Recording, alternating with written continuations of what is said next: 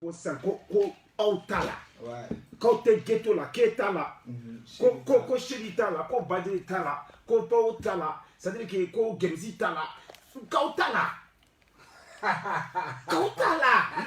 le frère sur nous ko kautala oh mais sur ma base ça era ko les deux frères Soninké et les deux frères Soninké olu be se ka kuma ghetto kan cogodi ne bolo ghetto man de be se ka kuma ghetto kan no kungo ko olu de ghetto kafiri ko an tala donc an be se ka an klo joro goro mais deux frères Soninké an won to au groupe ina an be ghetto de la entre deux frères Soninké la de o yo olu de mais an be ghetto ko kuma de la donc très simple quoi you know what I mean?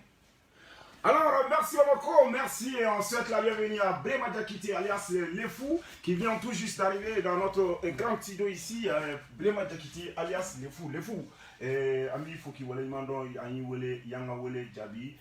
même si nous avons dit qu'on a eu Foro de Konobra de Lema Kalama, moi, on a un autre jour, l'année où il y a Africa, la seule chose qu'on a fait, surtout sur le moment où la voiture va être une manière de faire Kosovo, et nous avons fait Kojugun, au-delà de nous, génétique qu'on a béni comme Rodolo. Vraiment, il faut aller Brema Diakité. Il y a ta calage, il bangera communicatif comme on a Kangarana, la Fiabou, la Fabou, maternité, la maternité. Ni ataka la Brema Diakité bina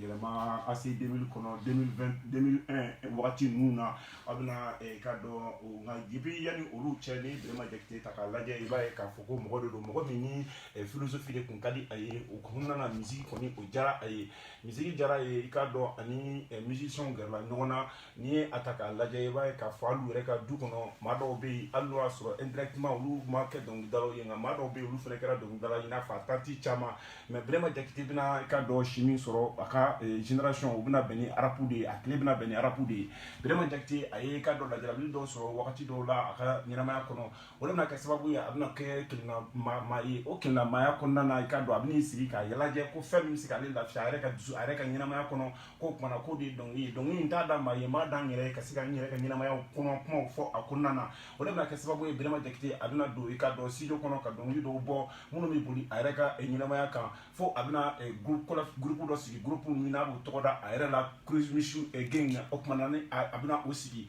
hukum konna na Brema Diakité ni ataka laje ka do adonu ni ka do abamse ka fa dia bisi do mo uluna gere ala nu ulube na gere ala anulu na bara chamanke nyogon fe fo abina ikado ire yo uluka kulu kona ayre nyina ma no geto kafri Brema Diakité abina to ula fo ikado wati mina ko bina gwa mi Brema Diakité akado 2012 mango mina chaya Brema Diakité bina boni ikado single mumi obina ke sababu ani adonu adiya bisi doma anu oluna karinyokona fukana Brema Diakité abina décider sando la kana album boka takadi mogo mako voix de la vérité Brema Diakité akanyina ma kono iba ka fo ko chama oya asro kasola dum bela jele mbora o konnana ni bekara ikado communicatif konnana kuma be aba ara disigo sini fami ode nani Brema Diakité aya reka marki bo ami domina ko me be ko nani a marki bi bien fantan ani nani bela jele fami ka do o Brema Diakité o de be amulo ami domina ko me bi Brema Diakité inula amba Allah surtout cela ko wetu Allah Brema Diakité wallahi allez le fou ouais bamanon ko konisa niveau dola ko kuma manga ki imanga kuma yere kamble ye chama fo mayoni abetsiga fo antiga Brema don abra ami fitini ndron don Brema la ni Brema ga nyina ma yakonna ni ho ki ba damne ka bela jile fo shuru kwana nga ay fitini mi sura ko résumé la me jekulu pour que anga temps gagner o yeni o mana ami doni ko konnay Brema Diakité et ka voix de la vérité qu'on fait et qui me pose là parce que voix de la vérité à bolla on a taota anyaye watindo kera la isina sumaira sina sumaira sur la moufe bon soumi ina formu de fie bon yani ngak madame me folo mais alla men jekulu bela jelen fu mo no skilelo ka anameni wakati ngorna la donc ngawula da fe foli buye le fu ba ka bela jelen fana fu ko fen fen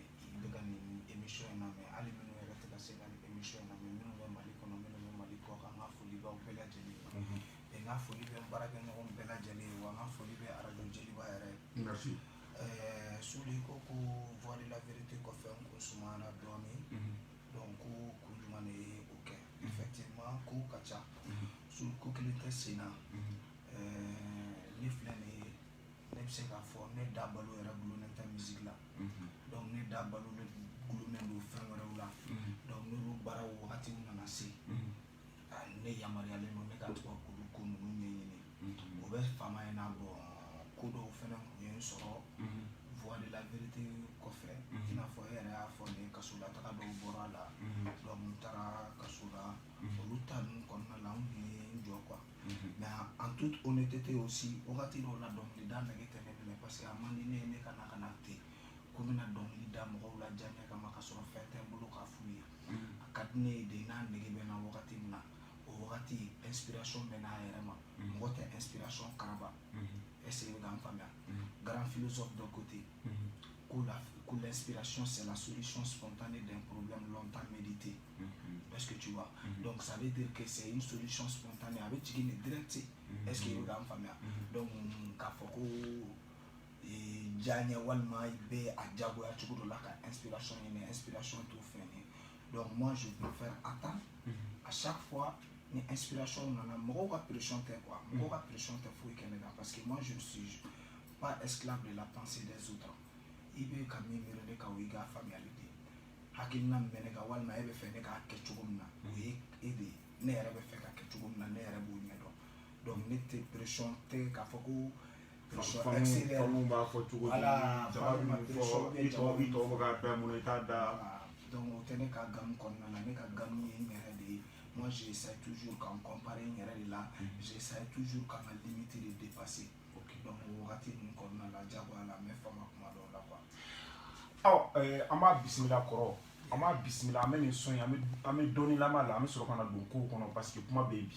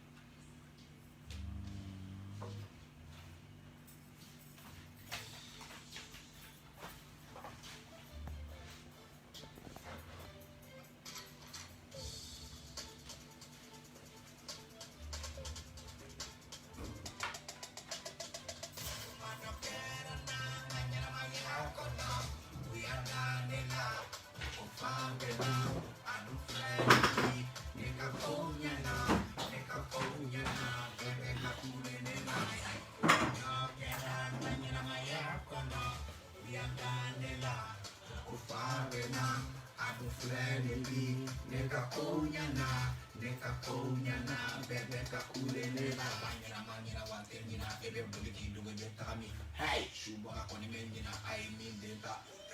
ne manina akili balai ba fokunu ni kumbete me au kumbauja au kumbeyere au kumbau tega chino ko tega ka index ko fabena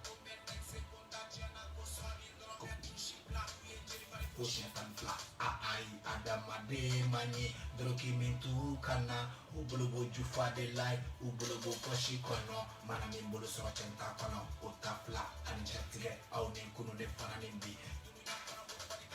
wa kuntara la fana kaja fatoya kera saramaya saramaya la harate fene ame kiti sanjoli joli bigani joli namanya nyine suratu tɛ tigɛ n'a ma ɲɛɲini merci i ka nin dɔnkili in kɔnɔ i ko n'i tun bɛ tagama k'u b'a fɔ ko fa b'i la k'i ye fatɔ ye i ka fatɔya a sɔrɔla tɔgɔ in fatɔya tɔgɔ nana o sɔ in de la effectivement bon fatɔya filɛ nin ye o dɔ bɔra kɔnɔna la mais ne ka fatɔya yɛrɛ le nom fou c'est mon père qui m'a donné ça quoi et après bon mɔgɔw fana mun b'a fɔ ko n ye fatɔ du coup n y'a fila bɛɛ fara ɲɔgɔn kan quoi mais très honnêtement fatɔya tɔgɔ in bɛ da wagati min na o y'a sɔrɔ kow ka ca o y'a sɔrɔ déjà mɔgɔw b'a fɔ ko ouais fa b'a la bon ne ni n ka levier tora o discussion de kɔnɔna la an y'an sigi an ye baro kɛ on causait sur le fondement du monde diɲɛnatigɛ yɛrɛ sigira cogo min na voilà diɲɛ yɛrɛ nana cogo di donc moi j'ai commencé à donner mes explications e tun bɛ ka explication jumɛn fɔ o la tan ni hakili i bɛ se ka fitinin fɔ a la pour que mɔgɔw k'a dɔn yɛrɛ i fa ye kuma in fɔ cogoya min na pour que mɔgɔw k'a dɔn. non o wagati ne tun bɛ âge min na au fait ne tun bɛ âge min na o y'a sɔrɔ ni denmisɛnnin donc du coup hakilina min tun bɛ ne la o wagati i tɛ se ka bila i kunna ko denmisɛnnin bɛ se ka nin fɔ quoi ne tun bɛ ka théorie de big bang de ɲɛfɔ a ye est-ce que tu vois bon aujourd'hui bon Afrique yan ani arabu jamanaw la mɔgɔ caman bɛ diɲɛ nacogo ɲɛfɔ ni diinɛ de ye mais moi j'ai eu la chance ka taa école la diɲɛ nacogo wɛrɛ fɔra anw ye école la min o tɛ kelen ye donc o ye théorie de big bang de et moi j'ai commencé à l'expliquer ça mais à essayer qu'à expliquer lui aussi il est scientifique c'est un ingénieur tu vois donc depuis ne bɛ o âge la ne bɛ k'o expliquer ale ye o bonyara a kunkolo ma quoi a ko papa arrête tu sais tu es fou ne ko comment a ko mais quand tu es trop en avance sur les autres là tu es fou a ko fatɔ ye suguya fila de tu vois fatɔ suguya fila ye ni e bɛ mɔgɔw ɲɛ kojugu i ye fatɔ de ye est-ce que i bɛ ka n faamuya walima n'a y'a sɔrɔ i bɛ mɔgɔw kɔ mɔgɔw fana ka hakili b'i ta ɲɛ i ye fatɔ de ye quoi tu vois donc du coup ne fana sigilen tora dɔrɔn inspiration nana jigin ne kunna ko le fou cɛ nin tɔgɔ in ta quoi ne bɛ i tɔgɔ yɛrɛ yɛrɛ si tu veux faire quelque chose diɲɛlatigɛ in kɔnɔna la nin ta quoi ne b'i dɛmɛ quoi. mais papa u ko ko i joli falenna joli falen ko in tiɲɛ de don bon mɔgɔ minnu b'o fɔ en général ne b'u yɛrɛ ɲininka de n'a sɔrɔ est ce que u b'u yɛrɛ kalama quoi parce que n'i t'i yɛrɛ kalama i bɛ se ka kuma dɔw fɔ ten tɔ mɔgɔninfin jeli e de la k'o falentɔ yan n'i kɔni ko ko i bɛ se ka désintoxiquer ne bɛ se ka sɔn o ma mais e jeli bɛ falen jeli sugu jumɛn de bɛna k'a la mun de jeli bɛna k'a la jeli jumɛn de bɛna k'a la bon f'an k'olu dɔw ɲɛfɔ ɲɔgɔn ye donc mɔgɔw bɛ kunfinyakaw ni kodɔnbaliya kumaw de ta dɔrɔn ko o jago jamana in kɔnɔna na i m'a faamu wa a bɛ fɔ minnu ye minnu a bɛ ka bɔ minnu da u tɛ fɛn dɔn minnu yɛrɛ bɛ k'a lamɛn ka u bolo k'a la minnu bɛ k'a fɔ u ka fisa n'olu ye donc jiko kuma dɔw la su ne tɛ mɔgɔ jaabi nin na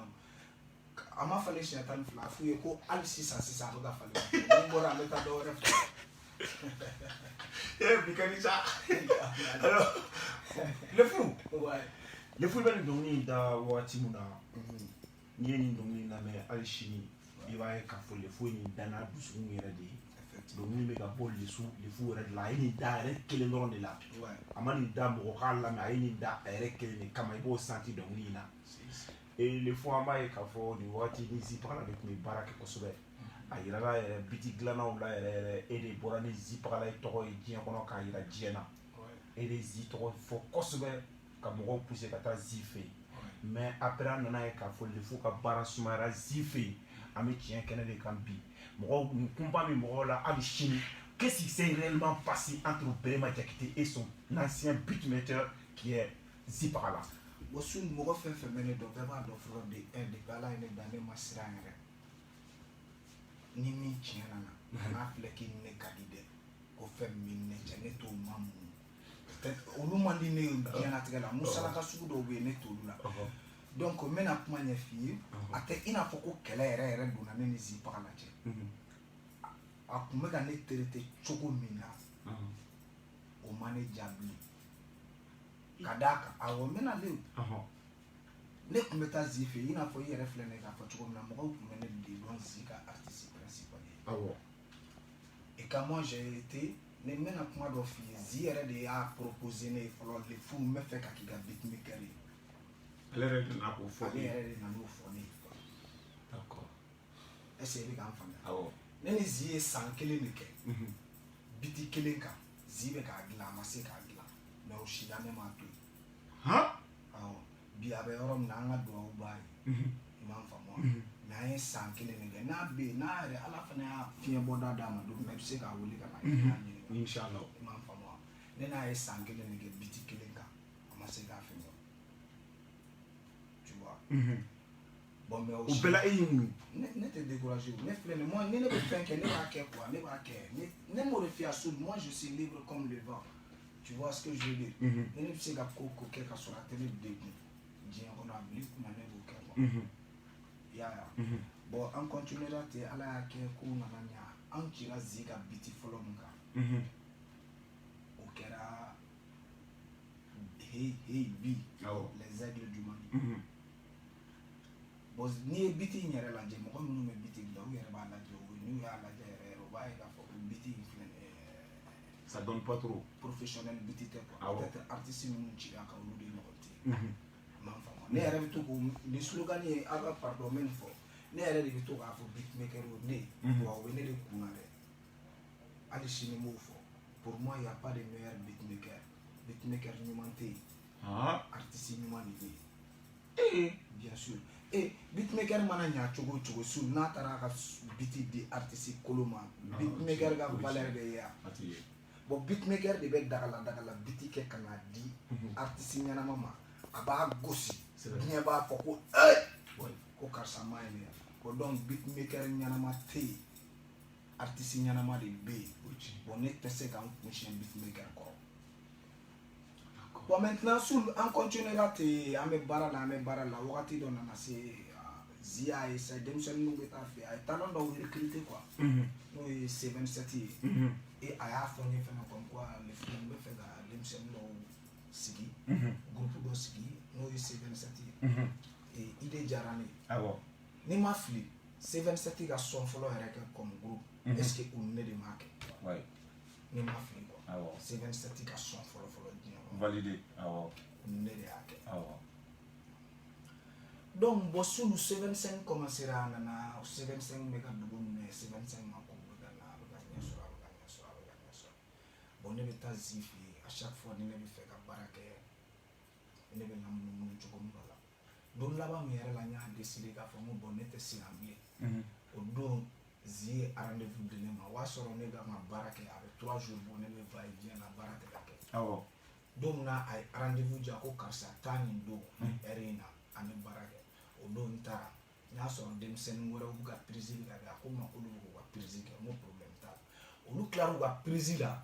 normalement ne de ka baara kun kan ka kɛ sisan mais qu'est-ce que Zi me dit ko est-ce que ne bɛ se ka pardon C27 mɔgɔw ka boulot bɛ yen ale bɛ n'o kɛ donc après a bɛ ne ta kɛ bon ne ma mankan kɛ ne ma foyi kɛ kuma in a ma bɛn ne ma quoi a digira ne la non sunti ne ka digira ne la c'est choquant non an ka n'olu dɔgɔ quoi est-ce que i bɛ k'an faamuya o bɛ digi ne la ne dɔgɔnin fitininw n ka petiniw u nana n sɔrɔ fɛn kɛ mais e keleyara u la de ou bien pour mun de sun ne tɛ se ka keleya o la sa ne bɛ ka mɛ minɛ cogo de ma ne tɛ se ka keleya C27 la ne traitera cogo min na ne ka m'o de ma ne bɛ keleya C27 la mun na ne tɛ se ka keleya o la mais est-ce que e ma siran de u kana na i place minɛ par Zi ka côté ni fɛnw na parce que vu que Zi bɛ ka e laisser k'i ɲɛsin olu ma e bɛ place dɔn ko place kɔrɔ de i b'a fɔ c'est à dire ne n'olu cɛ place tɛ yen u ka beatmaker de sera ne ma karisa n bɛ fɛ ka k'i ka beatmaker ye ni place bɛ mɔgɔ la ne de ye cɛ joba ye e bɛ place jumɛn fɔ o la ni place e bɛ se ka place ko jumɛn fɔ o la e cɛ ka cɛ da k'a fɔ n ye ko karisa n bɛ fɛ ka k'i ka beatmaker ye san kelen a t'a faga ɲɛdɔn i n'o ka san kelen kɛ ɲɔgɔn fɛ o b'a sɔrɔ e dɔnnen don ka ban o b'a sɔrɔ ne dɔnnen don ne bɛ taa n ka sɔn kɛ yɔrɔ wɛrɛw la ne bɛ taa Élysée fɛ yen ne bɛ beatmaker min don a ka ca ni ba n'a si ye est-ce que i bɛ k'an faamuya donc ne tɛna se yanni ne ka se Zi yɛrɛ ma ne ye biti san Mali in kɔnɔ yan Bamakɔ kɔnɔ yan 5000 o kɛra ou bien yanni ghetto caprico yɛrɛ ka na C4 connection na Penzi ninnu bɛɛ tun bɛ taga o bɛɛ tun bɛ répétition kɛ ne ka sanfɛ Ikubila ye o ye Penzi Job El Pacifique o ye Sere c'était le manager n ko ne de tun ye C4 25 et C4 connection in sigi a sigira ne de fɛ yen o biti min sanna u ɲininka u rappeurs ɲininka Penzi tun b'a la Memo tun b'a la an bɛɛ Ikubila tun b'a la tout est-ce que Soka bɛɛ tun b'a la Soka bɛɛ tun b'a la. Tu vois ce que je veux dire? Au biti, moi, ko John a biti ça. C'est moi qui ai payé mon mal. Ne de taara san donc ne bɛ beatmaker yɔrɔw dɔn minnu kun pisane don ni Zi ye a moyen bɛ n ye ka taa san mun na ne bɛ fɛngɛ mais n minɛra cogo min na o ma bɛn ma donc n y'a bila mais o si tɛ kuma misɛnninw bɛ kow kɔnɔna la un jour ne ni Zi fɛn dɔw bɛ yen o kɔni o min yɛrɛ ma bɛn ma yɛrɛ o min ye bɛɛ b'a fɔ ko ne ni Zi de kun ka di on était compatible ça bɛɛ kun b'o fɔ artiste dɔw yɛrɛ kun b'a fɔ Zi ye ko Zi ko ni Zi taara ne olu Zi ye olu ka son dilan a tɛ kɛ i b'a fɔ ne ta o ye tiɲɛ mɔgɔ baden kun b'o fɔ yɔrɔ awɔ mais o tɛ o ne ka se de don est-ce que i bɛ k'an faamuya bon sun an tora o de kɔnɔna la don dɔ la ne ni Zi yɛrɛ bɛ baro la Zi me dit devant moi ko lui ale yɛrɛ b'a sentir ko lui ale yɛrɛ bolo quoi artiste min na ale ka compatibilité yɛrɛ bɛ taa yɛrɛ quoi ko o ye BG de ye quoi Yang BG bon donc n'i y'o fɔ ne ye kaban ne t'i ni BG to ɲɔgɔn bolo ne tɛ tɛmɛ sun an ka n'o ɲɛfɔ ɲɔgɔn ye an ka n'o dogo e ko ne ma k'i ni karisa de bɛ se ka k'e ni karisa de bɛ taga ni ɲɔgɔn ye ka ɲɛ kɛlɛ b'o la comme ça kɛlɛ b'o la kɛlɛ t'o la e ko k'e ni sun de bɛ taga ni ɲɔgɔn ye o y'a sɔrɔ i bɛ sira mais i y'a fɔ ne ye indirectement de ko karisa taga o bon ne fɛnɛ taara a banna ne ka papa ka ma mais aw bɛ kuma est-ce que non kɛlɛ tɛ yen k'a fɔ ko fɛngɛ ne y'o de f'i ye sun ko mɔgɔ ni dɔ bɛ se ka jɛ ka adamadenya kɛ aw tɛ se ka jɛ ka baara kɛ nin tun ye baara cadre kɔnɔna de ye mais ne ni Ziga adamadenya tɛ ɲɔgɔn ɲɛ sira la adamadenya kɔnɔna la an bɛ tan de halisa quoi on est des potes sûrs quoi est-ce que tu vois ni kungo b'a fɛ yen ne bɛ taga ni kungo bɛ ne fɛ yen a bɛ na Zi yɛrɛ bɛ si ne fɛ yen ne ka kungo la yɔrɔ y'a da ye mais min ye baara in ye baara a ka gɛlɛn dɛ donc ne tɛ se ka sɔn cogo si la diɲɛ kɔnɔ o mɔgɔ tɛ yen k'i bɛ se k'a fɔ k'i bɛ ne bafu ye n'i ko i bɛ fu de bafu ye parce que i tɛna ne bafu ye Sekaraw de bɛna poye bi Bere le fou mais i filɛ ne ka tɔgɔba fɔ de ye cɛ n ka jɔ dɔw bɛ yen nka minnu ye kilasi yɛrɛ olu de bɛ wuli la Bere ou bien Bere mais Pelsi a yɛrɛ sɔrɔ i ka ko la cogo di i ye fila ta Pelsi la waati dɔ fɛnɛ na o fɛnɛ sɔrɔla mun fɛ Pelsi de tile baara ma quoi i b'a dɔn sur ne to yen moi je suis Pelsi bɔra ma wallahi bilahi moi je suis toujours et Pelsi qui est calme là qui n'a rien à voir avec les clashs et autres là Pelsi ça se ma cogo di moi me poser le a calmer le a b'a ka temps kɔnɔ o bɛ taa mun se ma cogo di ne hakili bɛ nin bɛɛ la sa sur Pelsi de baara ne ma ne ka son dɔ de bɛ yen est-ce que tu vois moi ne punchline dɔ de kɛ quand gas ka son dɔ la gas bɛ manamanakan fɔ tantɔ fa b'a fɔ ko ko fa la cɛkɔrɔba ko i filanw bɛ bureau kɔnɔ tan bon o jaabi kɔnɔna la ne y'a yira gas la n'a sɔrɔ dɛ a kan bɛ ne de ma n k'a bɛ fili la ne fa ma sa n ba ma sa ne b'o de dɔn fala ye ani anw yɛrɛ ka milieu kɔnɔ an bɛ fala filɛ fantan de ye fɛn tɛ min bolo sɛgɛbagatɔ bon ala barika la o tɛ ne la bon donc n'i ko ko fala ye fu fɔ ne ko ale ma n'ale yɛrɛ ka surun falaya la ka tɛmɛ ne kan parce que ala ka hinɛ a fa la ko n taɲara donc ale de ye yatimɛ ye ne tɛ n ko bon n'a ko bureau kɔnɔ ko n ko tuguni a bɛ ka manamanakan fɔ o ye parce que ne kɔrɔkɛ baden bɛ musique kɔnɔna la n'a m'olu bureau kɔnɔ ko mɛn ne yɛrɛ a essayé ka Pelsi la yɛlɛ o yɔrɔnin na sinon ne kɔrɔkɛ t'ale ye mais ne ko o yɔrɔnin na dɔrɔn n ko Ramsès ou bien n ko Gawakɛ j'aurais pu dire Salif Keita mais ne ko n ko Gawakɛ Tayiru bon Tayiru ye Pelsi tɔgɔ yɛrɛ wa Pelsi b'a fɔ a yɛrɛ ma fɛnɛ ko Gawa bon moi je pense que ne kun ye nin fɔ nin kun bɛ se ka diya ale ou bien ale kun kan k'i fɛngɛ mais ja Gawakɛ Tayiru min fɔra dɛ o ma dayɔrɔ sɔrɔ cɛ bolo la i m'a san sira a fɛnɛ taara sɔn dɔ kɛ k'ale de ye Mali rap jiga mɛn ko tan ni bureau kɔnɔ ko do zi n ko Tayiru e b'a ɲɛ dɔn t'i calme cɛ mun ne de don le fou kɔrɔ i ti ale b'a fɔ a ta se fila hali ne ɲɛ b'ale ma ale tɛ se k'a kan ale ye nɛnɛ a bɛ n dɔn ale ye nɛnɛ d'accord alors le fou ale bi an lɔ dɔn an y'a ye k'a fɔ hali bi o kɔnɔna na parce que ko caman bɛ yen wagati dɔ sera an ka a ko bange pour que an ka ɲɛnama ye an ka dayɛlɛ an ka taa hali bi an b'o kɔnɔna na 2012 ko in kɛlen la personne kɛlen le fou ni Memo u ye clashiw kɛ i ni Gaspé ye clashiw kɛ on aura appris k'a fɔ ko i ni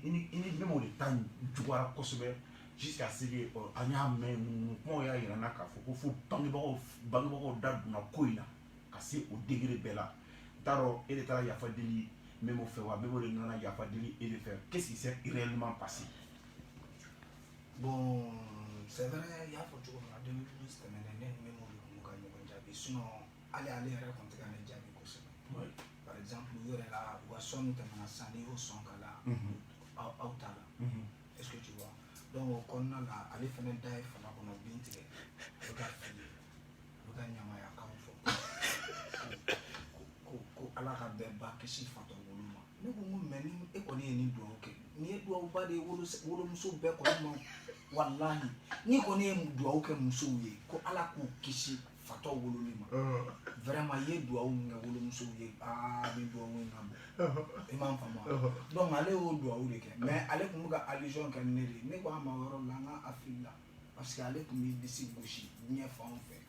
k'ale kɔrɔkɛ de ye ne ye bon n'ale tilara k'a fɔ k'ale bɛ fɔ a kɔrɔkɛ ma o ma ɲi dɛ donc a t'a jateminɛ ni mɔgɔw ko k'i b'i fari bɛɛ yɔrɔ tɔgɔ fɔ i b'i yɛrɛ nɛni dɛ voilà bon o juguyara ten c'est vrai bon masaw da donna la mais masaw da ma don ne ni Memo cɛ ka se yɔrɔ jan est-ce que i bɛ ka n faamuya voilà bon ne tanti dɔ bɛ yen ni Memo ba ka di kosɛbɛ ale yɛrɛ ni Memo ba bɛ gala don ɲɔgɔn fɛ bon c'est à dire so kɔnɔ ko a bɛ o b'a fɔ cogo di a bɛ sisi de voilà bon Memo yɛrɛ fɛnɛ kɛra dɔgɔnin hakili ɲɛnamaba ye a ye ka fɔ ale n'a kɔrɔkɛ tiɲɛ yɛrɛ la o kɛlɛla cogo min na et puis ka tila ka na clash ka to ka tɛmɛ ale n'a grand frère cɛ kan dara don surtout grand frère yɛrɛ y'a fɔ a ka kuma kɔnɔna la ko ni gundo ɲɔgɔnmaw kɛlɛla gundo bɛ kasi il faut nous daf cɛ bɔ cogo ma ye ne ta ne mo sun i b'a dɔn ko ne ka problème ye min ye ne fɛ ne kɔnɔ tɛ mɔgɔ ka valise n'i ma se n ka kuma lamɛn fɔlɔ ni e ma se k'i ka ko mara i kɔnɔ k'i nana fɔ ne ye donc na ni ne kɛlɛla ko ne y'a f'i ma i man ka jigin ne la dɛ e n pere ma se k'a mara i kɔnɔ e de ye nafigi fɔlɔ ye n'i kun y'a mara i kɔnɔ a tun tɛ se ne ma voilà n'i kun y'a mara i kɔnɔ ne kun tɛ na donc nafigi e bolo nafigi ye mɔgɔ min yɛrɛ bɔ voilà nafigi fɔlɔ ye mɔgɔ min bɛ bɔ n'a yɛrɛ ye e yɛrɛ min bɛ t'i ka kuma fɔ mɔgɔw ye dɛ e yɛrɛ de ye nafigi fɔlɔ ye merci yan'a ka se mɔgɔ wɛrɛ ma d'accord bon ça c'était entre parenthèses petit frère y'a dɔn comme quoi nin ma y'a n'a grand frère cɛ tout ne kɔni t'a dɔn mɔgɔ min ye hakili d'a ma k'a la conseiller don dɔ la ne sigilen don n ka gɛrɛn na comme ne ka gɛrɛn yɛrɛ tun bɛ ɲɛsin ale yɛrɛ tonton o ka cyber ma directement a taara cyber la bon ne tun sigilen don a kan ka jongleli minnu kɛ quoi pour que ne yɛrɛ y'a su a bɛ fɛ ka gɛrɛ ne la quoi donc a kan ka développement minnu ni tactique minnu kɛ pour que ka gɛrɛ ne la a y'o tactique kɛ parce que ne fɛnɛ filɛ nin ye su la an kana ɲɔgɔn nɛgɛ e b'a dɔ de la n'i bɛ na ni vers moi na cogo de b'i la sinon n'i nana cogo wɛrɛ n'i kɛ ballon ye k'i lasigi bon donc petit bɛ ne dɔn quoi petit nana yira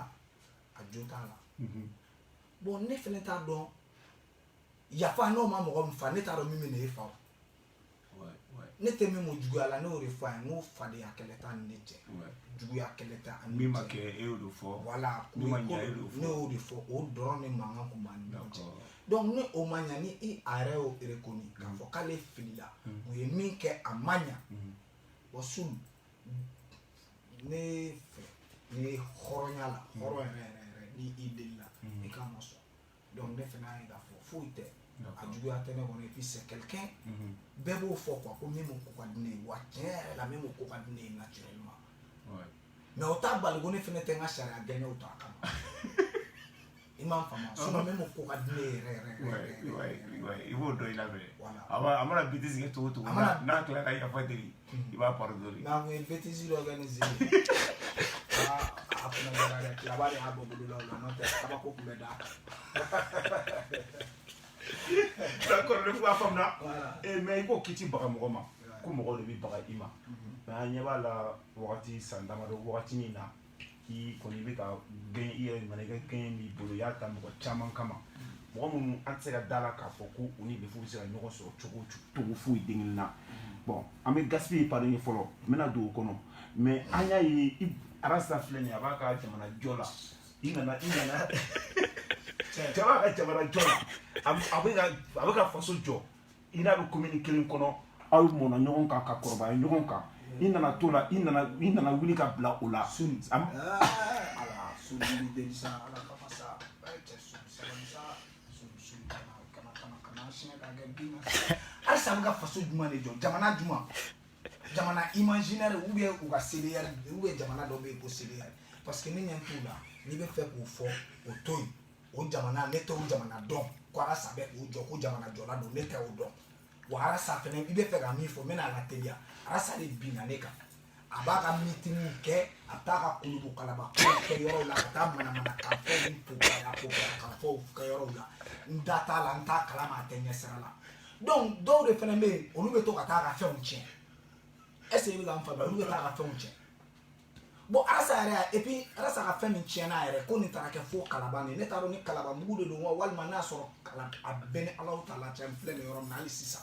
n t'a dɔn n'a sɔrɔ kalaban kɔrɔ de don wa walima kalabanbugu de don. pourtant ko k'e ka nafɛnw ko e ka nafɛnw de ye k'e ka nafɛn parce que e ka nafɛn mi fan bɛɛ fɛ k'i ka nafɛnw de bila ko ka taa ni action kɛ. ko ne ye n ka nafɛn olu sera ka ne ka nafɛn kelen jɔ yen k'u y'a identifier u k'o tɔgɔ fɔ u ka na ni o prévu ye n'i ko karisa kɔni ka mɔgɔw c'est que mɔgɔ dɔ b'a la i bɛ se ka min identifier i kan ka se ka na n'o tigi kɔni ye bon ni e m'o o tigi dɔn fo ka tigi jɔ ten k'o nin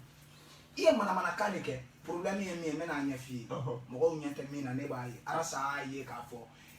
ale ni ne bɛɛ bɛ commune kelen in de kɔnɔna la ne wulula yan ka mɔ yan n ma taa yɔrɔ la n tɛ taa yɔrɔ la hali ni n cira n taatɔ tɛ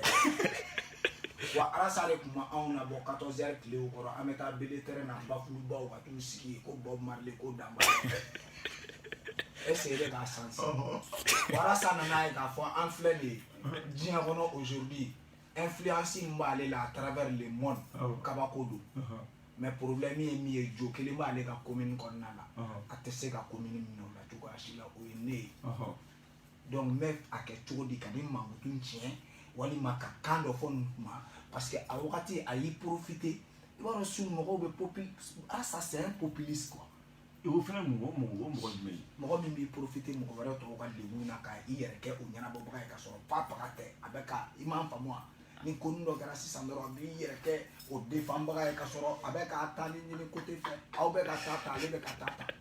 arasa o mɔgɔ sugu de ne bɛ i su dɔn ne bɛ i su dɔn mais n ko ne ka gɛrɛ mɛ sigi arasa ka kare kɔfɛ hali o don o batoma a muso tɛmɛtɔ a muso ye ne sɔrɔ a fɔra dɔrɔn ko lefu a ja tigɛra a ja tigɛra kana siga dɛ e sun ni mo ne wolola yan de commune 4 in kɔnɔna la Lafiyabugu kelen in kɔnɔna la ou bien bɛɛ tɛ ne dɔn ne m'o fɔ n ko tɔgɔlankolon a tɛ san si cɛbakɔrɔ la o tiɲɛ san kelen karisa san fila karisa san saba san naani san wɔɔrɔ san duuru san wɔɔrɔ san wolonwula san seegin san kɔnɔntɔn san tan ani kɔ o tigi to yen a y'o to yen walahi a y'o to yen foyi tɛ foyi k'o la o tigi bɛ Ala dɔrɔn de bolo voilà i tɛ den ɲini min taa fan donc a bagari ma de a bagara ma de a y'o o jate ninnu kɛra arasa taara video kɛ sans chercher à comprendre a ma ne wele k'an ɲininka n proches bɛ yen ani minnu ka di n tonton dɔw bɛ yen ani minnu ye teriya kɛ a ma mɔgɔ si wele a ma foyi kɛ a taara i sigi video la dɔrɔn ka bɔ ka n bɔrɔntɔ ka kuma sugu bɛɛ fɔ n ma a wagati kama n kun bɛ se ka plainte don a kama mais ni n ye plainte don a kama ale ta kun tɛ ye ne de ta kun bɛ ye bon ne fana a kan ka kɛlɛ cogo min na o ye nin de tɛ taa micro tigilamɔgɔ de ye micro tigilamɔgɔ ye ne ye n'i y'a fɔ yan fɛ can t'a fɔ yan fɛ cu n'a da jara min na jeliw t'o ma balima n'o o bɔra yen fɛnɛ ni cɛya gamu don ni i mais k'e taara fɔ a ka da la a ka da tɛ dɛ hali arasa ne bɛ entraînement kɛ yɔrɔ kelen na kan kɔnɔna la i m'a faamu a karate kɛ yɔrɔ kelen na i m'a faamu a ne jɔlen yɛrɛ a nana k'a bɛ tɛmɛ ne kɔfɛ a ye kan min fɔ c'est à dire an bɛ entraînement an tɛ se k'a fɔ n'o tɛ ne y'a kala de on va souffler en musique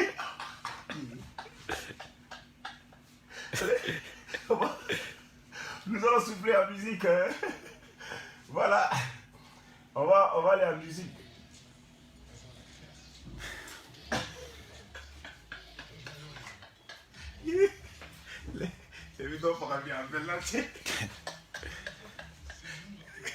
Eva do Kasana.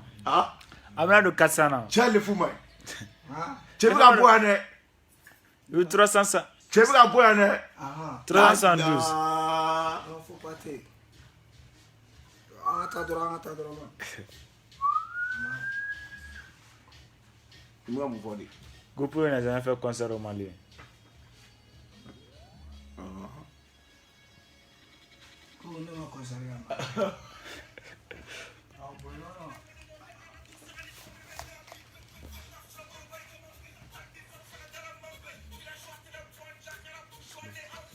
Non mais lève-vous.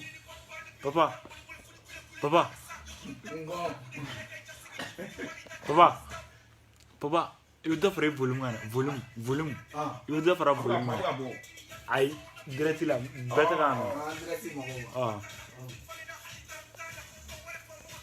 Amelo gara ba be bo abu bo ara dula ko jini. Ah. Bo ara dula ko jini. Do be gamen, do te gamen. Ne ngonga do soyewa. Me ngondo te se ga ngoro. Ngondo te se ga ngoro ko sha.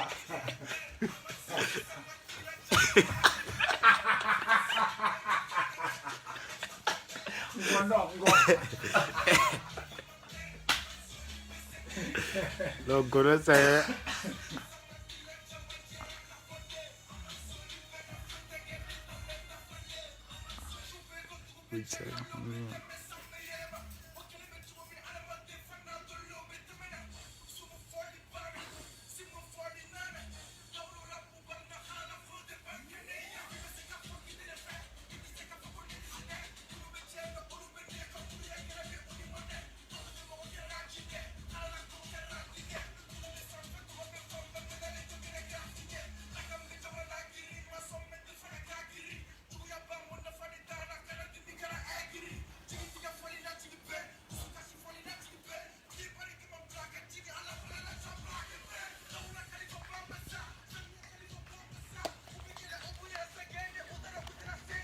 Mais Benjamin de Baliba, tena kuba be amadi liginye shinima. Le funa ka kuba fla be amadi liginye shinima direct yere la. Et pourtant ni ata to ma ko fato ki idon la di. Ko fato idon la di mais akoko absali ke aka ko be ka foko ay inye shinima yere direct yere la. Ah bon Allah kera no ko ni akili patala. Bon ne ngonja bi ibi ga mi fo ngoma fo ko fato ka ga de una dia ne tana ga sondo bi no sonyara to tikire du fuck boy orita konja ya la ne fene ma fa mu ngon ngi ko ko ma chi fo nga nde uni mu ko ku yi ka kuma me ko nga ku fene ko nga fiye ki ga do o ke Samia Natala. Parce que on veut béton encore. Nga kebe yorom na amano de. Odu asoron ko be tom ngoro bu bango ko quoi.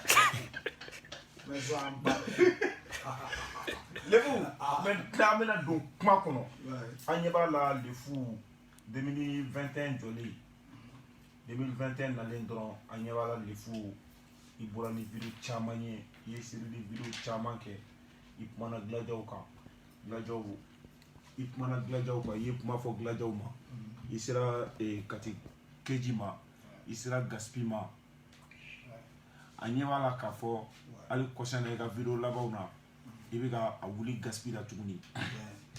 alors mun na ni bella jeleni bi le faut faire plaisir de créer autour de lui ou bien qu'est-ce qu'il veut faire réellement le faut faire muneke non chesul wene sun auto la bezi ne tanaya mfana bi mo ifene nga ika auditeur ni nga ola comme menu nga fa ko le faut be bezi ni na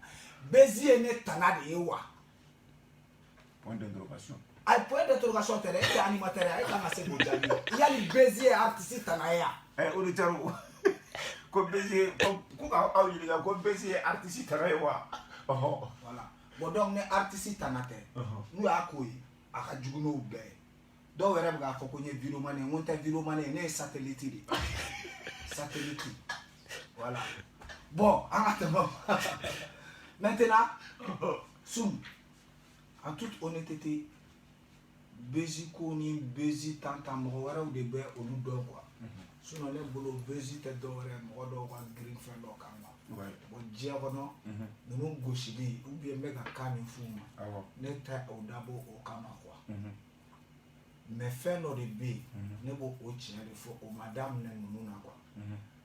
oto la wakati na ne be ga chi ko gouvernement e darake muna mo ta fo wakati ko bezi u dun bɛɛ bɛ wuli o wagati ko lefu bɛ ka tiɲɛ fɔ lefu bɛ tan tɔ rappeur wɛrɛ tɛ kariya ka nin fɔ n'a bɔra lefu la pourquoi u t'a fɔ o wagati ko Berzi mais n'i bɛ ka tagama u ka rappeurs sɔngolonw kan wagati min na u bɛ wuli jinɛkan na u bɛ esprit faible de minɛ o tɛ anw minɛ ne ye kuma dɔ de fɔ ne ma n ka kuma fɔli yɛrɛ ne kun m'a dabɔ yɛrɛ i b'a dɔgɔyali kama ne ye n ka kuma dabɔ de k'a yira i b'a bɛ yɔrɔ min na bi i b'a de yelen don kɔfɛ ka tɛmɛ anw bɛɛ lajɛlen kan donc i b'a tɛ taga a yɛrɛ kelen représenter kɔfɛ bilen n'a bɛ Mali la yan a kelen de don o y'a ni anw cɛla ye mais n'a bɔra Mali kɔ kan ka ban a bɛ ka anw bɛɛ de jɔyɔrɔ fa o y'a ale de ten cogo min na mɔgɔ fɛn fɛn artiste fɛn fɛn n'i bɔra Mali la dɔrɔn a bil'i kunna ko artiste tɔw fɛnɛ ka image de nɔrɔlen don e la ka taga donc a ye erreur dɔw kɛ n'o erreur fa mais attends ani dilaja mɔgɔw ka ɲɛngoya attends mais pourquoi en tant qu'Iba un Iba One qui te respecte qui t'a toujours appelé grand frère kɔrɔ a b'i wele de kɔrɔ a ma deli k'i ta i tɔgɔ ma a b'i wele de ko kɔrɔ pourquoi e ma téléphone bɔ i kun k'i dɔgɔnin wele ka ko kɛ famille ko ye k'i téléphone da i tulo la k'a f'i dɔgɔnin ye ko n dɔgɔ i ye nin fili kɛ i ye nin fili kɛ i ye nin fili kɛ i tun man ka kɛ tan i tun kan ka kɛ tan mais e bɔra vidéo la k'a fɔ pourquoi bon en toute honnêteté i b'a ka numéro min kun bɛ ne kun o tununa ne kun kelen fila wa n'i tun ye i b'a wele fɛnɛ i b'a kun t'a ta mais tiɲɛ yɛrɛ yɛrɛ la dɛ ne yɛrɛ hakili ma nin si ye wa ne m'a ɲɛɲini yɛrɛ fɛnɛ k'a fɔ ko n hakili bɛ nin ye quoi est ce que i bɛ k'an faamuya ne y'o de f'i ye ko inspiration ye fɛn dɔ de ye a bɛ n'a ten quoi bon ni ne ta nana ten cogo min na ne b'a kɛ ten n'a kun jiginna ne kun na a yɔrɔ la ko n kan ka téléphone de kɛ ka i b'a wele sois sûr de ça k'a fɔ ne kun b'a kɛ ten mais o wagati kɔnɔna o ma jigin ne kunna ka taa n ka fɛn kɛ vidéo direct ye o de jiginna ne kunna bon ne y'a kɛ ten de très simple wa hali n'a kɛra vidéo direct ye fana ne fɛ tanga t'o la Iba One yɛrɛ ka fanu yɛrɛ tɛ ka bɔ ka Iba ka view bila réseaux sociaux kan on ni ne adressé à la réseaux sociaux kan o bɛ se ka kɛ jugu ye crime ya o tɛ se ka kɛ crime ye rappeur u bɛɛ la kɛ u bɛɛ ka vie privée donc pour toi e ma dabɔ juguya kama ne ma dabɔ juguya kama mais u y'a kɛ juguya ye ne fana y'a k'o y'u bolo n'o y'a kɛ fɛn fɛn ye a ka jugu n'o bɛɛ ye ne ta y'o de n'i y'a kɛ ni min ye dɛ o yɛrɛ de don n'i y'a faamuya k'a fɔ ko non ne tɛ k'a kɛ ni juguya ye juguya tɛ ne kɔnɔ tant mieux an bɛ se ka ɲɔgɔn faamuya mais n'i y'a kɛ ni juguya ye a ka jugu n'o ye pan i m'a faamu wa et puis n bɛna fɛn kelen f'i ye n bɛna n profiter k'o f'i ye n y'o fɔ hali n ka vidéo la n ko Glaja fanu i b'a ka fanu de tɛ Glaja ye ou bien juma parce que en toute honnêteté ne yɛrɛ t'a dɔn n'a sɔrɔ i b'a ninnu yɛrɛ de ye Glaja ye wa ni fanu de bɛ wele Glaja bon fanu de bon au fait Glaja bɛ yen fanu bɛ yen cɛ sun ne ma foyi faamuya nin na bon n'an m'a différence kan ten ne tɛ se k'a fɛn fɔ quoi ne bolo i b'a ka fanu de bɛ wele ko Glaja non fanu bɛ yen Glajaw bɛ yen Glajaw ye jɔn Glajaw ye i b'a ka giriw de ye a ka kɛlɛkɛcɛw n'i bɔra minnu b'i kunbɛn t'a sɔrɔ fanu mɔgɔw b'a comparer nin yɔrɔ la min mɔgɔ caman i filɛ nin ka nin nuance nin bɛ yen quoi mɔgɔ caman t'a différence dɔn i m'a faamuya kulu dɔ de sigilen don kulu in sigira 2015 fin 2014 ka na 2015 la ka kulu in sigi pour que ka i b'a jɔyɔrɔma don kan k'a ka kɛlɛkɛcɛw ye o ni fanu tɛ se ka kɛ kelen ye fanu bɛ yen raison pour laquelle Glajaw bɛ yen fans club Iba One fana bɛ yen donc Glaja olu ye Iba ka kɛlɛkɛcɛw réseaux sociaux sanfɛ fanw fɛ yɔrɔw la olu de bɛ mɔgɔw nɛni an bɛ sun jaabi kɛ ale ta yɔrɔ ni mɔgɔ nin dɛ bon ne tɛ Glaja dɔn quoi n'a kana dan ka kɛ Glaja ye n'a sɔrɔ a ka kɛlɛkɛcɛw de don u kana kɛ Glaja u ka kɛ Char Combat ye n'u jɔlen ɲɛ ni ba cɛ b'u cɛ n'a sɔrɔ olu de bɛ mɔgɔw nɛni dɛ mais parce que i b'a dɔn olu ye min ye olu yɛrɛ tɛ i b'a fɛ quoi a toute honnêteté u ti cogo di walayi bilayi mɔgɔ kɛra k'u ni di mɔgɔ min kɛra k'u ni di i b'a kama ni juma e ye jɔn ye k'a ni di u tɛ i b'a fɛ n'u b'a fɛ u bɛ i b'a dɔn ko olu de bɛ bɔ ni i b'a ye i cogo di o preuve bɛ i bolo wa sun an kana ɲɔgɔn nɛgɛ san ni ko ni fitinin kɛra i b'a ye olu de bɛ taga n dili ta ka yala n'a ye Iba m'a fa don Iba m'a ba kɛ tan tɔ je m'excuse quoi tu sais i b'a dɔn ko ne kuma ne ninnu fɔ n bɛ gêner quoi ça me gêne franchement parler bon n tɛ fɛ an n'an bɛ se ka ni mɔgɔw bɛ se k'a faamuya ni hakili ye k'a faamuya ni hakili ye ka sɔrɔ Ndamaga o yɔrɔ la o famille kɔnɔ ko na problème t'a la est-ce que tu vois problème t'a la olu de bɛ bɔ ni Iba ye ka Iba kɛ victime ye n'u bɔra ni Iba ye sisan u bɛ sɔrɔ ka Iba ka faiblesse diɲɛ kɔnɔ an fɛn fɛn filɛ nin ye faiblesse b'an bɛɛ la fɛn dɔ bɛ an na walima fɛn dɔ bɛ so qui ne va pas bien mɔgɔ wɛrɛ tɛ se k'o dɔn ni n'i kɛrɛfɛ mɔgɔw n'i ka sokɔnɔ mɔgɔw tɛ ni rappeurs ye k'o dɔn k'a fɔ k'u bɛ hali Iba o fɔ Iba ma dɔnkili kɔnɔna na e t'a dɔn k'a fɔ ko o bɔra kɛrɛfɛ mɔgɔw kunda wa kɛrɛfɛ mɔgɔw bɛ na ni o système de chaque fois c'est à dire a b'i n'a fɔ u kɛlen don ka Iba ka carrière sigi k'a labɛn o de kan quoi ka Iba hinɛ ladon mɔgɔw la chaque fois ni ko ni kɛra k'a kɛ i b'a fɔ rappeur tɔw tɛ fɛ ka Iba ye donc i m'a faamu wa parce que a bɛ taa quoi mais est-ce que o don wa donc e bolo tɛ ne bolo o tɛ o an bɛ game dɔ de kɔnɔna la an bɛ game min kɔnɔna la c'est un jeu jeu dɔ de don a n'a règles de don wa c'est un jeu qui est très brutal aussi est-ce que i bɛ k'an faamuya donc chaque fois n'aw tora k'a fɔ k'aw b'o ta ko k'o kɛ victime ye ne fana ń kun k'u ma mɔgɔw bɛ diɲɛ kɔnɔ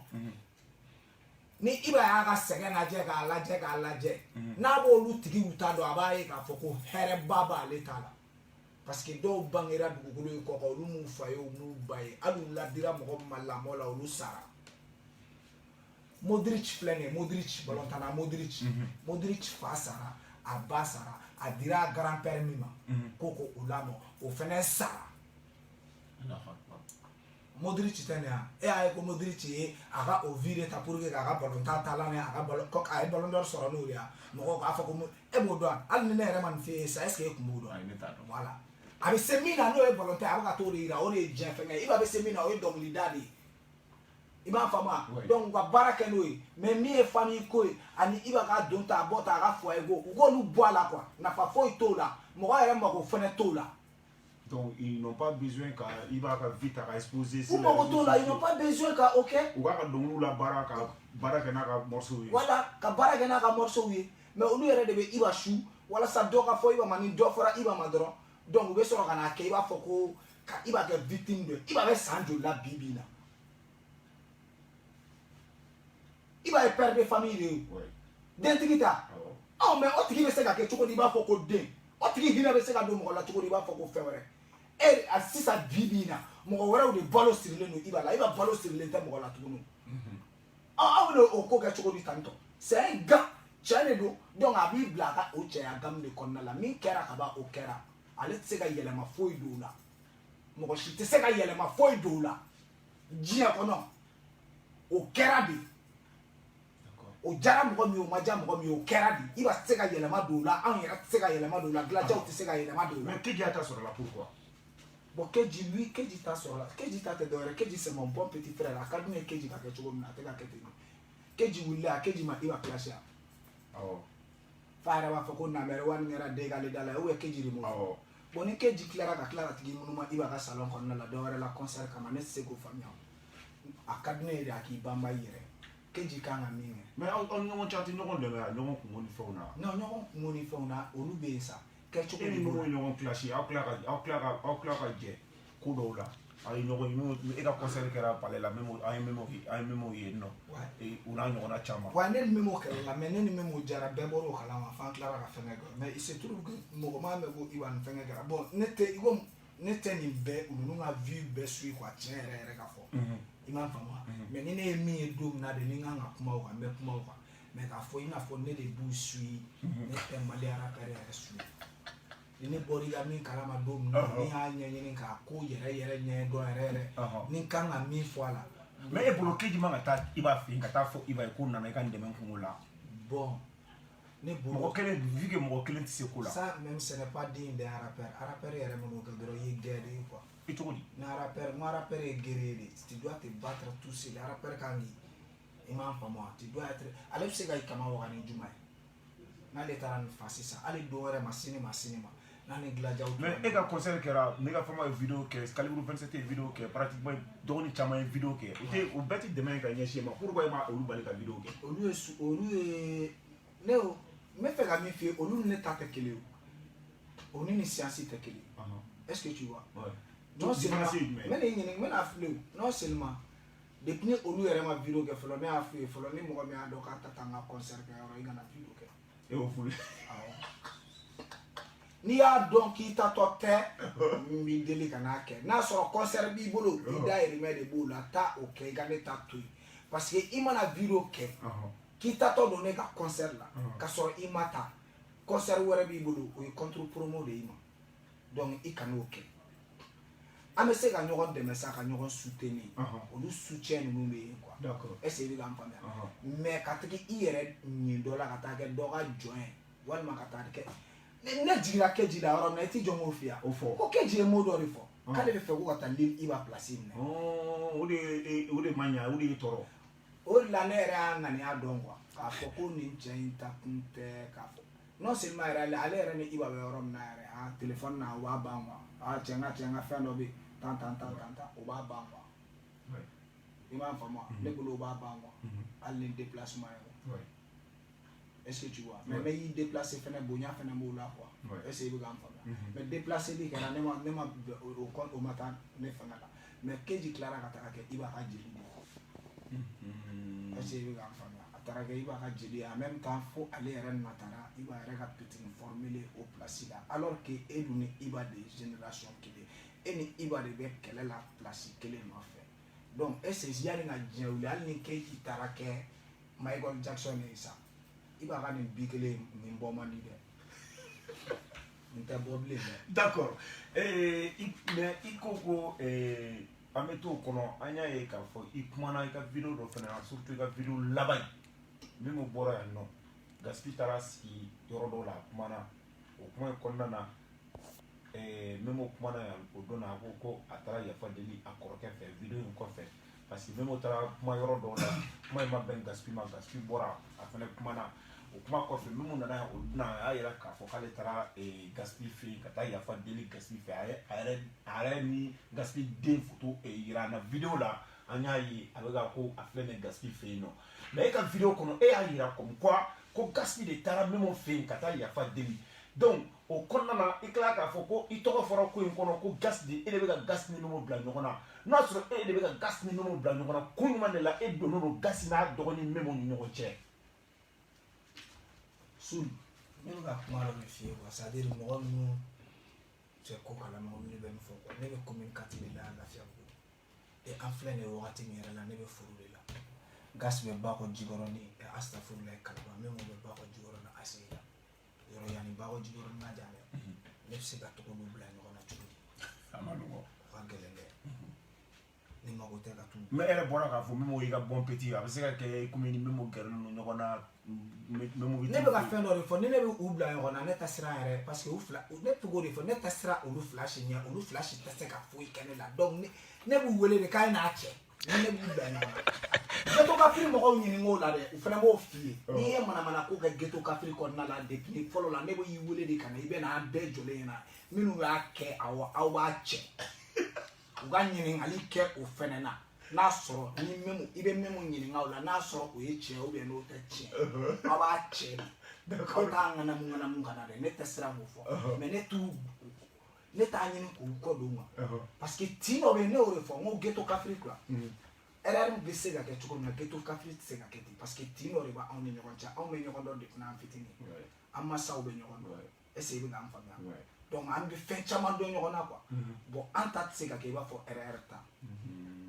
Est-ce que tu vois? Mais en toute honnêteté,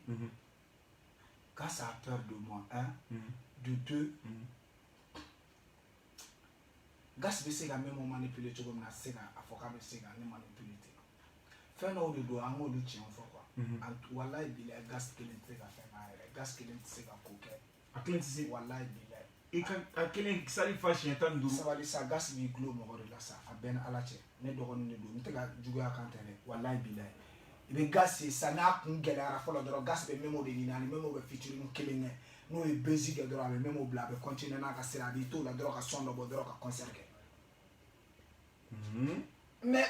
ni ma kɛ bɛɛ a ko ninnu kɛra bɛɛ na o nkalon tɛ fɛn minnu tɛmɛna ka ban ko tɛmɛna yɔrɔ kɔni o dɔnnen don o bɛ archive kɔnɔna la est ce que i bɛ ka n faamuya wa hali ni Zen Jate in kun y'o de ye don min na ne kun tɛ yen u ka ma mun la ne kuma na parce que u taara ne tɔgɔ don a kuma de la gas de taara ne tɔgɔ don a kuma la wa n bɛna min f'i ye n'a sɔrɔ min mɔgɔ a taara gas fɛ yen ne tɛ fɛn kalama olu ko ninnu na mais ne tɔgɔ donna yɔrɔ min na kɔni kuma min kɔni na o kɛra n bɛ mun de fɛ yen wa gas de sera n bɛ mun de fɛ yen u taara fɛnɛ wa n bɛ mun ba yɛrɛ tun bɛ yen u taara a kuma lasigi kɛ k'a ɲɛfɔ maintenant ne tɔgɔ donna a la yɛrɛ ne tun tɛ yen dɛ ne bɔra a kalama cogo di c'est que a bɛ fɔ ne ye de ne tun tɛ yen wa kuma minnu ni kuma minnu fɔra yan donc ne tun tɛ kɔrɔ ko Memo de y'a nin bɛɛ ɲɛfɔ e ye non n'i ko k'o kɔrɔ o ye dɔrɔn i bɛ bin cɛ kan quoi il faut que i fɛnɛ k'a dɔn gas ni Memo ani k'a fara mɔgɔ wɛrɛw kan olu tɛ se ka kɛ yan mɔgɔ wɛrɛw tɛ se ka kɛ o fɛnɛ cɛ mais n'i ko ko Memo dɔrɔn i bɛ jɔ parce que ne nin fɔra automatiquement mɔgɔw b'a ye e de ni Memo ne bɛ se k'a fɔ sisan mɔgɔ min ye kuma ɲɛfɔ ne ye sisan ne bɛ se k'o fɔ o tigi tɛ foyi tiɲɛ ne ye mais ne de tɛ n'a fɔ i m'a faamu a mɔgɔ min y'a ɲɛfɔ ne de tɛ n'a fɔ voilà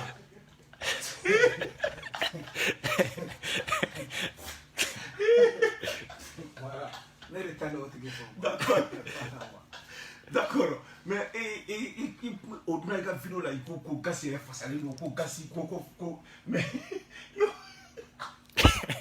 n'a fasalen don n ko gas tun ka bon ne ye so i b'a dɔn ghetto café la ne de tun fasalen don bɛɛ ye quoi tu vois ne ni seedi fila ani wala e cɛ ne ye seedi ani Maliano Gipsy n'a fɔ ma bɛɛ tun ka bon ni anw ye gas yɛrɛ fitininama ne ye gas ye e yɛrɛ y'a ye gas tɛ groupe dafuruba mais ne ye gas ye o donna tilala ka fɛn yɔrɔ ne yɛrɛ tiɲɛ yɛrɛ la a man kɛnɛ ne kɔni ka faamuyali la peut-être que a bɛ k'a dogo ma sinon il est malade walahi bilahi a bɛɛ ni Ala cɛ mɔgɔ normal tɛ se ka kɛ tan quoi n ko ku bɛ ɲini ka na bɔ ci la fasa fɛ ku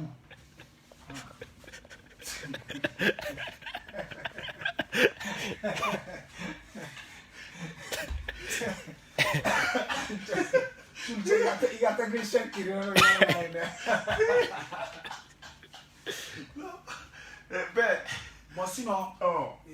vidéo ninnu na ne bɛ ka fɛn dɔw dɔrɔn de fɔ u bɛ politiki ni minnu kɛ san tɔw la ne bɛ n sigi ne tɛ n da don i da tɛ don a la i m'a faamu mais ninnu bɛ na u bɛ bezinu fu de créer u bɛ taa bɛnbɛnbɛnw de sigi sisan ka sɔrɔ ka wuli san kɔnɔna la ka sɔnw da donc u bɛ bɔ quoi c'est à dire kɛlɛ fu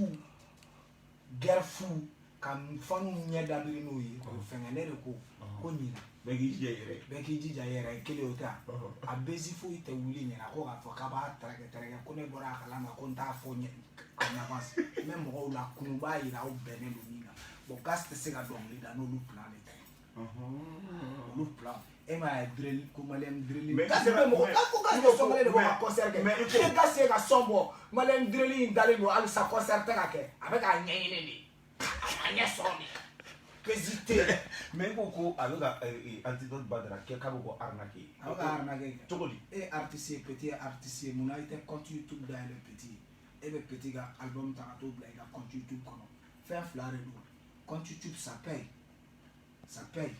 ou bien ça paye donc si ça paye jɔn de b'a bénéficier gas bon an ka kɛ gas ka ne b'a dɔn bɛnkan ninnu na mɛ sa an ka kɛ gas ka petit ka wari di petit ma yɛrɛ mais a bɛ ka antidote Badara ka fanu olu ka fanu dɛ olu de jagoya ka kɛ ale gas ka fanu ye quoi parce que olu tɛna se ka Badara ka sɔn sɔrɔ tant que o ma taa ale ka compte kɔnɔ wa olu n'u abonné gas de la compte donc u bɛ Badara ka fɛngɛ sɔrɔ i b'a dɔn mɔgɔw bɛ planninw de don sa pour que ka denmisɛnninw ɲɛ dabiri quoi artiste o artiste bɛ yen k'i ye dɔnkili da a kɛra cogo cogo mɔgɔ dɔ bɛ yen min bɛ e fɛ e kelen fɛ dɛ voilà est-ce que i bɛ k'an faamuya mais a sisan pour que denmisɛnninw ka fanu u bɛ se k'olu sɔrɔ u bɛ groupe de créer ko wara gang dɛ nene hali dilaja kelen n tɛna tɛmɛ a kan hali dilaja kelen i b'a ka denmisɛnninw lajɛ aujourd'hui c'est à dire a bɛɛ i b'a ka fanuw de o est-ce que i bɛ k'an faamuya dilajaw ye i b'a de o n'i ko i b'a de don est-ce que tu vois n'a sɔrɔ dilajaw tun bɛ i b'a soutenir cogo min na k'u bɛ ka i b'a ka denmisɛnnin ninnu kɛ ten tɔ est-ce que u tun bɛ kɛ tan o tun tɛ kɛ tan tiɲɛ y'a fɔ u tun bɛ kɛ tan non o tun tɛ kɛ tan mɔgɔ kelen dɔrɔn n bɛ mɔgɔ kelen dɔrɔn ta mɔgɔ kelen dɔrɔn waati sera bon donc o gam ninnu de an ɲɛ b'a la i ka sɔn kura i bɛ k'a bila komi wagati sera kosɛbɛ baro caman bɛ yen wagati sera i y'a di k'a feere Empire sanfɛ ninnu na ni pourquoi i y'o kɛ. Bon ne y'a kɛ ma dabɔ dɔ wɛrɛ kama parce que dɔ kɛra sanjikɔrɔ wɔsi la essayer ka falen artistes tɛ ka san u ka valeur la ne y'a dabɔ ne yɛrɛ tɛ yɛrɛ n'a y'u jɔ u ka na ne ta san yɛrɛ a tɛ foyi kɛ ne la mais artistes fana ɲɛ bɛ yɛlɛn ten u n'a ye k'a fɔ k'u fana bɛ se ka jɛ sɔrɔ u ka baara kelen na ka sɔrɔ Allô? ka sɔrɔ fɛn ma kɛ quoi. Oui. Yeah man, King Selassie. Voilà, au calme, hier. Ah? Yɔrɔ. Aha. Wa cɛnga cɛ o gamu ninnu de don kuma dɔ la f'a ka giriya de n'a ma giriya dɔrɔn a ma ɲi. Voilà.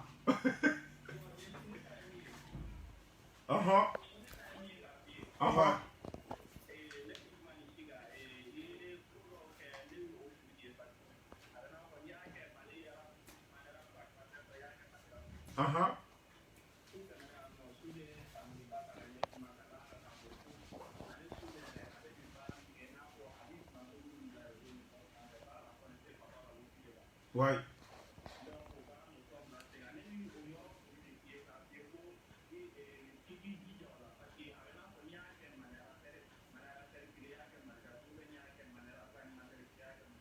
C'est vrai. Vraiment, merci beaucoup, Anti Alara Kamtu. Ouais.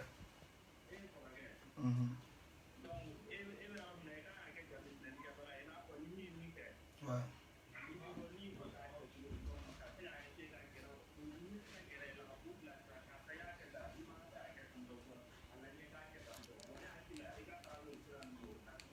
Ouais, oui, c'est vrai, effectivement, il y a une fois, mais nous, quand on fait quoi, ni ko k'i bɛ gɛrɛ artistes la, à part moi, qui bɛ, par exemple, moi en tant que rappeur, ne k'a fɔ ko ne bɛ taa gɛrɛ. Voilà, Arama, il va te répondre parce que Wati sera. Voilà. Merci. Comment je me déplace pour aller voir Gas Chogosugo là? Non seulement à bas black à faire là. C'est vrai. Ou bien mon rêve à black corps là.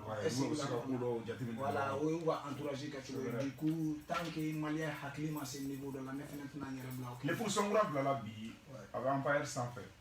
Donc, soit ils sont sous le même lot. Il faut retourner le canal. Amena donc au ou bien voilà. Très rapidement. Sous les retours pour aller qui m'ont mis Kuntaro, même à Delicata, elle m'a fait un faux comme retour. Oui, mais marqué, posini marqué la fin pour dire là. Posini le jour, et m'en faut m'amener n'aller bosson l'aller nous afrobeat de nous. Est-ce que tu vois? Parce que en Tchambano, nous rassemblons fait la couture. Aller à faire pour nous faire quoi qu'à faire la musique la tannée. Il faut qu'il en base en culture. Merci Papa Michou et on l'a donné à Kafani Belema Directeur pour nous envoyer mais je vais faire 105.0 les gars trafic na avoir faire des travaux alias Grand B Gochara parler mais la bololo sans faire seulement travailler sur tout ce que je vous donne rendez-vous le vendredi prochain même fréquence même heure même fréquence et dort en paix le baron du showbiz malien Idrissa Maïga alias Idi.